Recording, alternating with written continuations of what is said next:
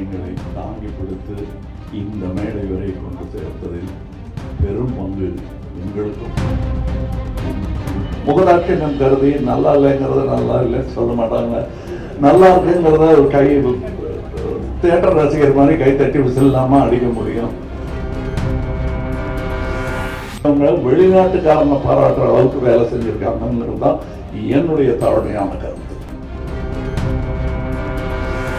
மணி இன்னைக்கு ஞானியாக, சினிமா ஞானியாக மாறி இருக்கிறார். எனக்கு பட்டம் கொடுத்திருக்கிறாங்க. படம் பார்த்துட்டு இவங்க எல்லாம் பற்றி நான் பேசுறேன்னா இப்ப பேசும்போது அவர்கள் பெயரை மட்டுமே குறிப்பிடுகிறார். அனைவருக்கும் வணக்கம். இந்த எங்கள் பயணத்தில் ஆரம்பம் முதல் எங்களை தாங்கி பிடித்து இந்த மேடை வரை கொண்டு சேர்த்ததில் பெரும் பங்கு உங்களுக்கும் உள்ளது. அது மறுக்க முடியாத உண்மை. நீங்க எப்ப வேணா இது எப்படி இருக்குன்னு தெரியலன்னு ஒரு அங்கலாய்ப்புடன் யாருமே பேசலைங்கிறது எங்களுக்கே ஆச்சரியமா இருந்தது. வழக்கமா அப்படி பார்ப்போம் வரட்டும் அப்படின்றது. அதுக்கு முன்னாடி நீங்களே அதை உங்கள் எதிர்பார்ப்பை உங்கள் கண்களின் மூலம் காட்டுகிறீர்கள் எங்களுக்கு. எனக்கு என்னுடைய யூனிட்டை பார்க்கும்போது முகதாட்சியம் கருதி நல்லா இல்லைங்கிறத நல்லா இல்லைன்னு சொல்ல மாட்டாங்க, நல்லா இருக்குங்கிறத ஒரு கை தியேட்டர் ரசிகர் மாதிரி கை தட்டி விசில் இல்லாம அடிக்க முடியும். அதனால இப்ப நல்லா இருக்கு சார் அப்படின்னு சொல்லிட்டு போயிடுவாங்க. கொஞ்சம் அழுத்தி தான் வாசிப்பாங்க. ஆனால் நான் அவங்க கண்ணை பார்த்துக்கிட்டே இருப்பேன். ஏன்னா அவங்க எல்லாருமே சீசன்டு பீப்புள். இதுல இங்க வந்து கத்துக்கலாம்னு வந்தோம் சார்ங்கிறவங்க யாருமே கிடையாது. கத்துக்கிட்டு வந்தவங்க தான். டெக்னீஷியன்ஸா இருக்கட்டும், நடிகர்களா இருக்கட்டும், அவங்க கூட வேலை செய்யும் போது அவங்கள் முகத்துல பார்க்குற சந்தோஷத்தை அது அப்படியே ஒரு பெரும் தொற்று.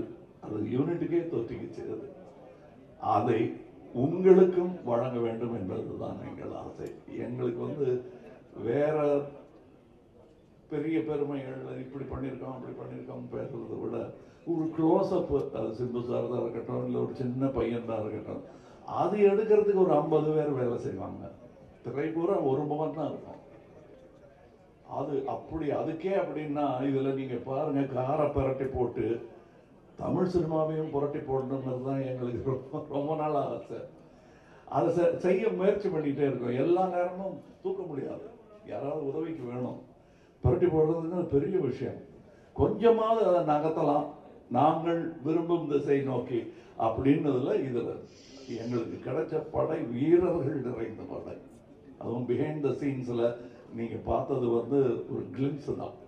ட்ரெயின்ல வேகமா போகும்போது சீனரி தெரியுற மாதிரி உங்களுக்கு தெரியும். நாங்க கிட்ட ஜங்ஷன்ல நின்று எல்லாரையும் வண்டியில ஏற்றிக்கிட்டு வந்தவங்க எத்தனை பேர் உழைத்திருக்கிறார்கள். இன்டர்நேஷனல் தரத்தில் இருக்கும் எங்கள் டெக்னீஷியன்ஸ்.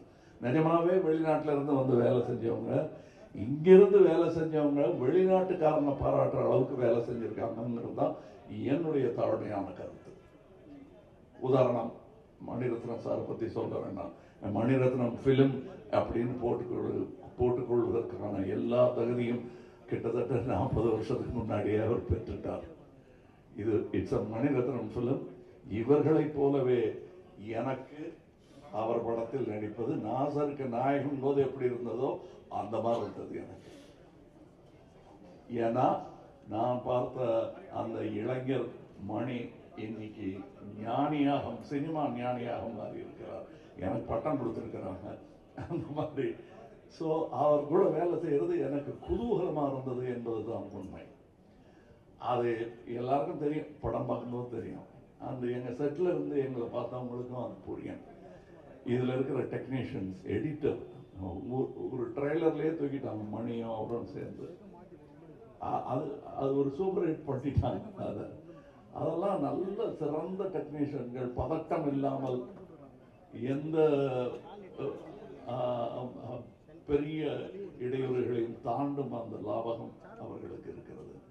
அதே மாதிரி ரவி கே சந்திரன் இந்நேரம் அமெரிக்காவில் படம் எடுத்துட்டு இருக்க வேண்டியது, அது 20 வருஷம் முன்னாடியே எழுந்திருக்க வேண்டியது.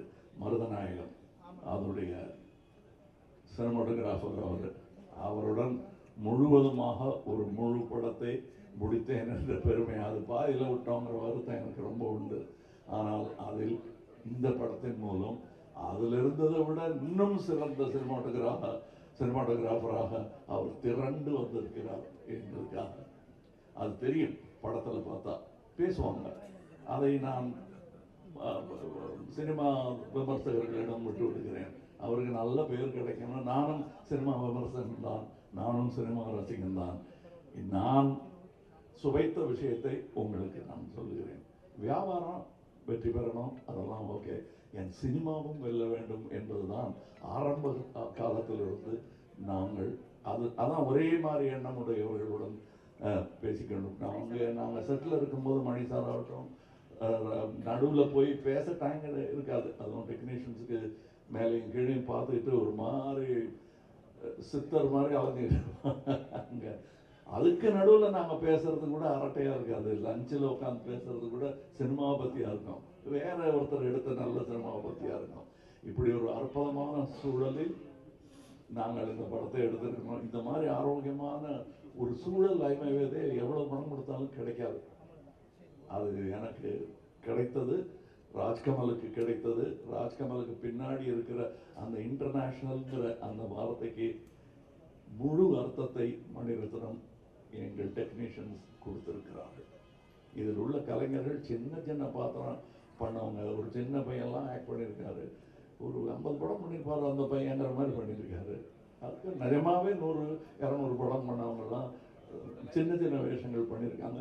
இந்த சந்தோஷத்துக்காக, மணி சார் கூட ஒர்க் பண்ணுங்கிற சந்தோஷத்துக்காக தான் பாதி பேர் இருந்தாங்க. சம்பளம் 2ஆம் பட்சம் தான் அவங்களுக்கு. இது எங்களுக்கு தெரிந்த உண்மைங்கிறதுனால சொல்றேன். நாம வையாபுரி மாதிரி ஆர்டிஸ்ட் எல்லாம் நான் கண்டெடுத்த அவர் ஜூனியர் ஆர்டிஸ்டா இருந்த போது நாங்கள் கண்டெடுத்து இவர் அப்படின்னு பார்த்து கூப்பிட்டது அவர். இன்னைக்கு அவர் எங்க கூடயே பயணம் உட்கார் சீட்டு கிடைச்சாச்சு உட்காந்துருக்கோம். அது ரொம்ப கஷ்டம். அந்த நிலையிலிருந்து வந்த அவருக்கு தான் தெரியும். இங்க ஜோஜோ இல்லை, இப்ப இந்த முன் வரிசை இல்லாமல் இருக்கிற எல்லாருமே என் நண்பர்கள் தான். அவங்களுக்கு இந்த வாய்ப்பு கிடைச்சது எனக்கு பெருமையா இருக்கு. நீங்க படம் பார்த்துட்டு இவங்க எல்லாம் பத்தி நான் பேசுறேன். ஏன்னா இப்ப பேசும்போது அவர்கள் பெயரை மட்டுமே குறிப்பிட வேண்டி வரும். அவர்கள் திறமையும் பத்தி பேசுவதற்கு இன்னொரு விழா நடக்கத்தான் போகிறது என்று எனக்கு தோன்றுகிறது. அந்த விழாவில் உங்களிடம் பேசுகிறேன். மற்றபடி எனக்கு உறுதுணையாக இருந்த தமிழ்நாட்டிற்கே நன்றி சொல்ல வேண்டும். நான் மேடையில் பேசும்போது உயிரே உறவே தமிழே என்று சொன்னதற்கான அர்த்தத்தையும் நான் முழுமையாக உணர்கிறேன். நன்றி, வணக்கம்.